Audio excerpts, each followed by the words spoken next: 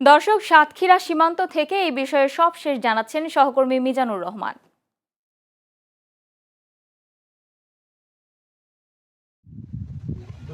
প্রিয়াঙ্কা, আপনাকে ধন্যবাদ।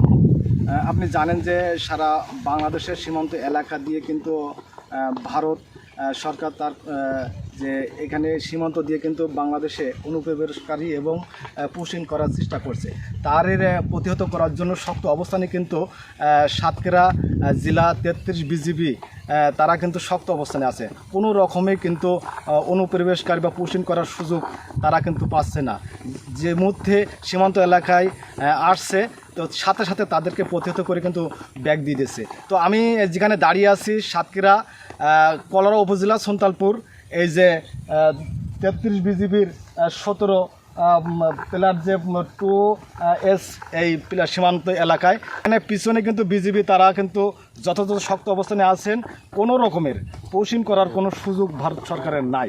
তো তারের পরিপ্রেক্ষিতে আজকে কিন্তু সেই সীমান্ত এলাকায় বিজিবি যথাযথভাবে তারা কিন্তু শক্ত অবস্থানে আছেন। তো তাদের চোখ ফাঁকিতে কিন্তু বাংলাদেশে অনুপ্রবেশ করার কোনো সুযোগ নাই।